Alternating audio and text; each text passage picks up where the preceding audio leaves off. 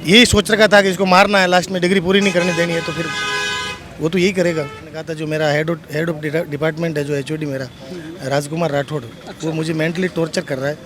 उसको यहाँ लेके आए, उसके यहाँ डेथ हो गई। वो जो अपराधी डॉक्टर है वो अभी तक गिरफ्तार हो जाना चाहिए था। हाँ, एक दो बार उसने बताया था ऐसे कि जो एचओडी है हेड ऑफ डिपार्टमेंट राजकुमार राठौड़, वो थोड़ा मुझे डिस्टर्ब करता है। और हमारे पीजी स्टूडेंट को बुला के उसको धमकाया, बोला कि आज के बाद ये किसी को बता मत देना और घर पे जाके बोल मत देना। तो इतना डर गया था कि वो अंदर की बात घर पे नहीं बता पाए, तो घर पे बताया तो फिर और डांटे। वास्तविकता ये कि उस पर जो जहर है ना, पिछले 3 साल से खिलाया जा रहा था, मानसिक रूप से परेशान करके, कभी और तरीके से। जब आज से 1 साल पहले शादी हुई, जो कि बच्ची है, मतलब हमसे छोटी उम्र की है, तो वो पूरी उम्र विधवा बन के कहाँ जाएगी, किससे मिलेगी, किससे बात करेगी। नमस्कार दोस्तों, पंजाब केसरी राजस्थान में मैं आपका दोस्त राहुल आप सभी का बहुत बहुत स्वागत करता हूं। दोस्तों, आपको बता दें, राजस्थान के अंदर इस वक्त जो है एक डॉक्टर के सुसाइड का मामला जो है वो काफ़ी तूल पकड़ता जा रहा है। जी हां, बिल्कुल, आप लगातार न्यूज़ चैनल्स में, सोशल मीडिया प्लेटफॉर्म्स पर ये खबर पढ़ रहे हैं। डॉक्टर राकेश बिश्नोई ने आत्महत्या कर ली। उसके पीछे क्या कारण थे? हालांकि उन्हें मेंटल टॉर्चर की बातें जो है निकल कर सामने आ रही है। कहा जा रहा है कि उन्होंने आखिरी समय में जो पुलिस को वीडियो बना के दिया, उसमें जिस हॉस्पिटल में वो थे, जिस मेडिकल कॉलेज में थे, उसके अंदर उनके एचओडी पर भी काफ़ी संगीन आरोप लगे। तो उन सभी के बारे में जानने की कोशिश करेंगे। उनके बड़े भाई जो है राकेश के, वो हमारे साथ है, सुभाष जी, क्या पूरा मामला है, क्या आरोप है, एक बार बताएंगे आप? सर, डॉक्टर राकेश बिश्नोई मेरा छोटा भाई था। वो जोधपुर SNMC से पीजी कर रहा था फार्माकोलॉजी में। ये उसका 3rd ईयर था, फाइनल 2 महीने बचे थे, लास्ट एग्ज़ाम होने थे। 13 तारीख को सुबह उसने सल्फास की गोलियां खा ली। वहाँ सुबह हॉस्पिटल में भर्ती करवाए।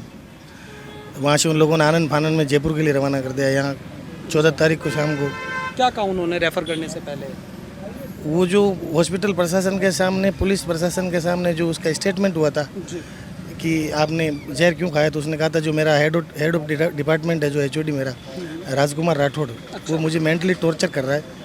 उससे दुखी होकर वो मुझे अनर्गल जो थीसिस कंप्लीट करने के लिए अनर्गल प्रेशर डाल रहा है। उससे दुखी होकर के मैंने ये कदम उठाया। सब चीज़ें हॉस्पिटल प्रशासन और पुलिस प्रशासन के सामने हुई है।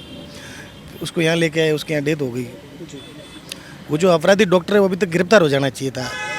एक डॉक्टर जो 10 साल कंटिन्यूस पढ़ के अपनी मास्टर डिग्री पूरी करने जा रहा था, उसको उसके साथ मानसिक बर्बरता करके उसको मार दिया गया। अभी आप लोग क्या चाह रहे हैं? आप लोग धरने पे बैठे 3 दिन से, SMS अस्पताल के बाहर, आप मोर्चरी के बाहर धरने पे बैठे हैं, तो क्या अभी इस वक्त आपकी सरकार से क्या मांग है? सर, 14 तारीख की इवनिंग में उसकी डेथ हुई, तब से हम यहाँ बैठे हैं धरने पे।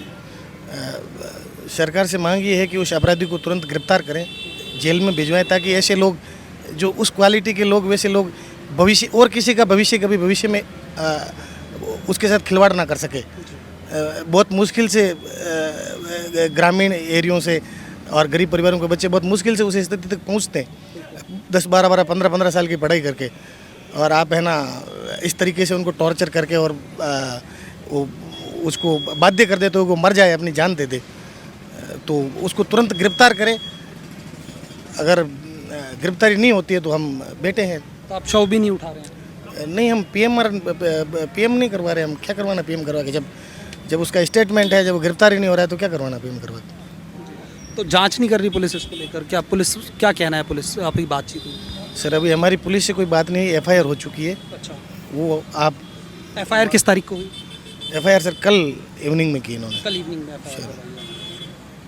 उसी वक्त जब ये हादसा हुआ तो उसके बाद आप लोगों ने क्यों FIR दर्ज नहीं करवाई, जब पता चल चुका था कि ये? को स्टेटमेंट दे चुका था। उसके बाद मेरा छोटा भाई था, हम परिवार के मेंबर उसको तुरंत इलाज के लिए लेके भागे। तो हम यहाँ इलाज के लिए लेके आए और पीछे जो इन्वेस्टिगेशन आया उनको रिपोर्ट दी, उसके आधार पर कल शाम को। अच्छा, घर परिवार में कौन कौन है? नागौर के रहने वाले हैं आप लोग, आपका परिवार? नागौर मेड़ता रोड के पास जारोड़ा गांव है, छोटा सा हमारा, वहाँ के रहने वाले हैं। हम 5 भाई हैं। मेरे माँ बाप खेती बाड़ी करने वाले गरीब मध्यम परिवार से आते। हम 5 भाई हैं। मेरे बड़े भाई साहब आर्मी से रिटायर्ड है और बाकी कुछ तैयारी कर रहे हैं। और हम तो परिवार के बाकी जनों का क्या कहना है? क्या सभी यहाँ मौजूद हैं या अभी इस वक्त आप ही अपने गांव के लोगों के साथ हैं? नहीं, सब हम 3 भाई हैं यहाँ पे। मेरा भतीजा भी है, मेरे मामा जी भी है, मेरे मासा जी भी है। ये मोस्टली जो लोग बैठे हैं सब मेरे परिजन हैं।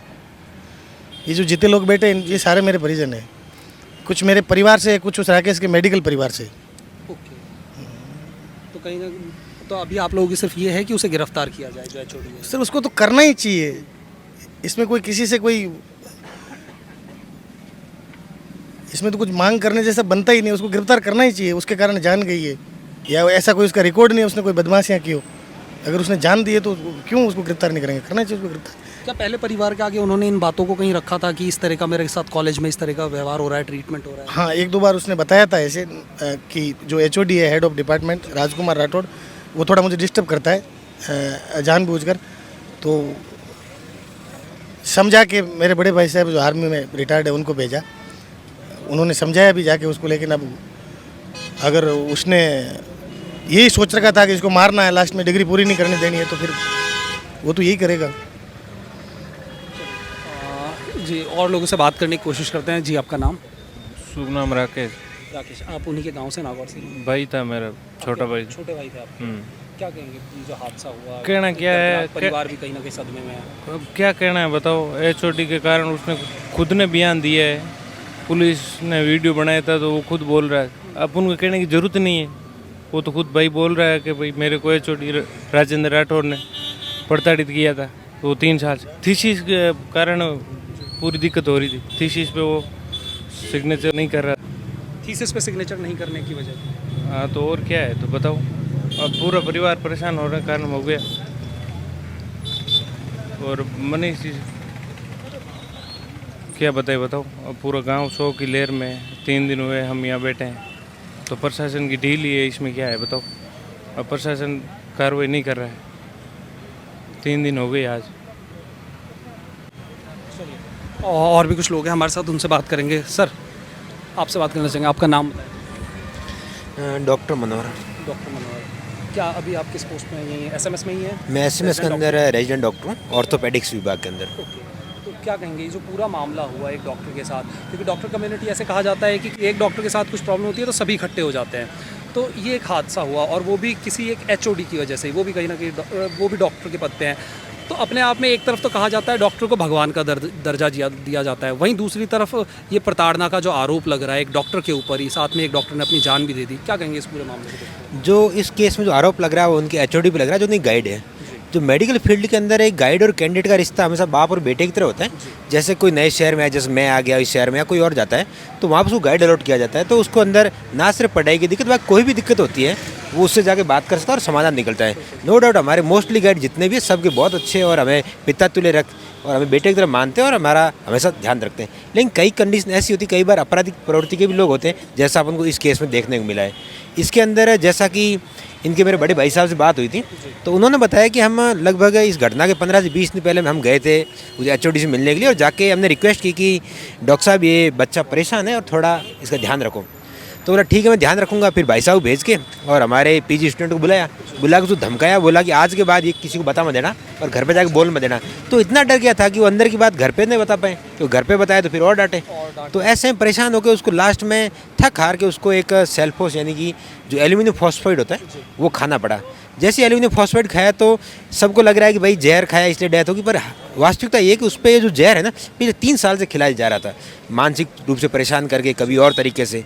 और जब ये सारी घटनाएं हुई तो फिर हमने देखा कि उसको ग्रीन कॉरिडोर बना के एसएमएस शिफ्ट कर दिया गया, जबकि सच्चाई तो ये है कि जब एम्स जोधपुर वहीं पास में है, एसएमएस मेडिकल कॉलेज वहाँ है, एमडीएम हॉस्पिटल वहाँ है, इतना बड़ा जब संस्थान है वहाँ पे, तो आप उसको यहाँ क्यों रेफर करें, वहाँ इलाज क्यों नहीं किया? बिल्कुल, अभी जब उनके भाई से मेरी बात हुई तो मेरा भी यही सवाल था कि जोधपुर से इतनी दूर जयपुर रेफर करने का क्या तुक बनता है, मतलब क्या वहाँ इलाज नहीं था? जो जनती हमको जानकारी मिले तो उन्होंने ये बताया कि एक्मो मशीन होती है, उस पर एक्मो मशीन एक आपकी जानकारी बता दूं कि एक हार्ट लंग रिप्लेसमेंट होता है, जिसमें अगर किसी का हार्ट और लंग्स काम नहीं करें तो उसको एक्मो मशीन में शिफ्ट कर दिया जाता है। जो इस केस में रिक्वायरमेंट थी, जो ये बता रहे कि एक्मो मशीन अभी फंक्शनल नहीं थी जोधपुर के अंदर, तो बहुत ही चिंता की बात है कि आज राजस्थान का हेल्थ सेक्टर कहाँ आ गया, जहाँ एक डॉक्टर को इलाज नहीं दे पा रहे हो डॉक्टर कम्युनिटी के अंदर, तो आम नागरिक होता तो उस पश्चिमी राजस्थान को उसको कैसे इलाज मिलता? तो बहुत ही चिंता की बात है। तो कहीं ना कहीं ऐसा लगता है कि ये उनकी सुसाइड से कहीं ज़्यादा हत्या थी, जो एक सिस्टम ने उनको मारा है। लेकिन अनहोनी को अनहोनी तो हम कर नहीं सकते, लेकिन इस दुख की घड़ी में परिजनों के साथ बैठे और जो आरोपी है, जो मरते वक्त डाइंग डिक्लेरेशन में सर्वज्ञ डॉक्टर राकेश बिश्नोई ने बताया था कि मेरी हत्या किन कारणों से हुई है, उस आरोपी को गिरफ्तार करें और एक जांच कमेटी बने जो एक टाइम बाउंड मैनर के अंदर रिपोर्ट दे। ऐसा नहीं हो कमेटी बन गई 2 साल तक रिपोर्ट नहीं आ रही, 3 साल तक नहीं आ रही, ऐसा नहीं होना चाहिए। आप टाइम बाउंड मैनर में दो कि ये आरोपी और हम इसको सजा दे रहे हैं। क्योंकि जैसे और भी बहुत सी बातें सुन के आ रही है, हमारी दूसरे पक्ष से भी बात हुई मेरी, तो ऐसा आ रहा है कि भाई हम झूठे आरोप लग रहे हैं। सही बात है, कई बार झूठे आरोप भी लग सकते हैं, हम इसे इग्नोर नहीं करेंगे। तो आरोप झूठे हैं, सच्चे हैं, दूध का दूध और पानी का पानी तभी होगा जब जांच होगी। तो हमारी यही बेसिकली परिवार की डिमांड है कि एक जांच कमेटी बनाई जाए। दूसरा, उस कमेटी के अलावा जो आरोपी है, जो एक एचओडी के पद पर कार्यरत है, एक बहुत प्रभावशाली पद माना जाता है, तो उसको उस पद से सस्पेंड किया जाए पहले, उसके बाद जांच हो, वरना उस पद के प्रभाव के अंदर जो जांच है इन्फ्लुएंस ना कर सके। और हम ऐसा तो कह नहीं रहे कि उनको फांसी पे लटकाओ, आज के आज फांसी पे लटकाने नहीं करें उनको, अभी एक बार जांच को बर्खास्त करो, उसके बाद जो होगा देखा जाएगा उस रिपोर्ट की क्या रिपोर्ट आती है। इसके अलावा हमारी परिजनों से बातचीत हुई, इन्होंने बताया कि इनकी शादी हुई थी 1 साल पहले। जब आज से 1 साल पहले शादी हुई, जो कि बच्ची है मतलब हमसे छोटी उम्र की है, तो वो पूरी उम्र विधवा बन के कहाँ जाएगी, किससे मिलेगी, किससे बात करेगी। आप और मैं, वास्तविकता की बात ये कि मैं हो गए, डॉक्टर साहब हमारे साथ श्रवण जी हो गए, ये सब यहाँ बैठे हैं, हो सकता 10 दिन बैठे, 15 दिन बैठे, सारी मांगें पूरी हो जाएगी, उसके बाद कहीं ना कहीं हम अपने काम में चले जाएंगे। लेकिन जो विधवा है वो तो अपने घर पर रहेगी पूरी उम्र, उसकी देखभाल कौन करेगा। तो सरकार को एक उचित मुआवजा देना चाहिए और साथ ही उसकी योग्यता के अनुसार स्वास्थ्य विभाग के अंदर जो एक नौकरी प्रोवाइड की जानी चाहिए ताकि वो अपने जीवन में भरण पोषण कर पाए। सर एक लास्ट स्टेटमेंट आपसे भी चाहेंगे, पहले अपना नाम और डेजिग्नेशन एक बार बता दीजिए। मैं डॉक्टर श्रवण चौधरी आरएलपी पार्टी प्रदेश कार्यकारिणी में हूँ। पूर्व में स्टूडेंट यूनियन में था मेडिकल कॉलेज में। हाँ जी। तो ये जो पूरा प्रकरण हुआ इसको किस तरीके से देखते हैं, क्या कहेंगे? देखिए, जो घटना घटित हुई है बहुत ही बड़ी शर्मसार वाली घटना है कि जोधपुर मेडिकल कॉलेज के अंदर एक पीजी का स्टूडेंट, वो भी फाइनल ईयर में, जो 10-12 साल की पढ़ाई करके अपने जो है जीवन को समाप्त कर देता है। समाप्त करने के बाद में ये होता है कि भी एचओडी की प्रताड़ना की वजह से अपनी आलीला समाप्त करता है और जोधपुर के अंदर प्राइमरी ट्रीटमेंट दे के 8 घंटे की जर्नी से उनको जयपुर रेफ़र कर दिया जाता है। प्रदेश और देश के अंदर हम बड़ी बड़ी बातें करते हैं कि ऑल इंडिया इंस्टीट्यूट सबसे बड़ा इंस्टीट्यूट है, सबसे बेहतर है। जोधपुर के अंदर ऑल इंडिया इंस्टीट्यूट जैसी सुविधा थी, मात्र जो हॉस्टल से है 5 किलोमीटर दूर पे ऑल इंडिया इंस्टीट्यूट की इमरजेंसी है और उनको इतना 300-350 किलोमीटर दूर 8 घंटे की जर्नी में क्यों भेजना पड़ा।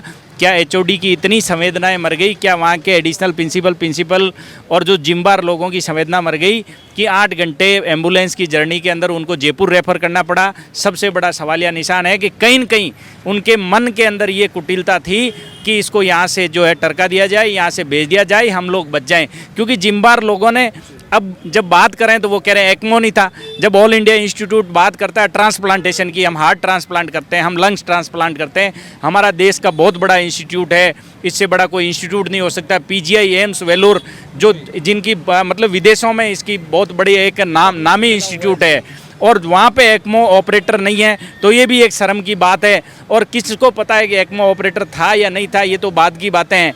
जब आप बताओ 8 घंटे, ये तो भगवान भरोसे जयपुर पहुंच गया, नहीं तो 8 घंटे एम्बुलेंस, जो 5 घंटे 4 घंटे का रास्ता है उसमें 8 घंटे में एम्बुलेंस जयपुर पहुंची है। तो सीधी ये है कि एचओडी के द्वारा हत्या की गई है। यदि हत्या नहीं गई है तो जांच, एफआईआर दर्ज करो, गिरफ्तार करो। वो सोते ही वो कह दे कि मैं हत्यारा नहीं हूँ, तो उनकी जिम्मेदारी और दायित्व बनता है वो स्टूडेंट के साथ यहाँ जयपुर आते, यहाँ खड़े रह के इलाज कराते।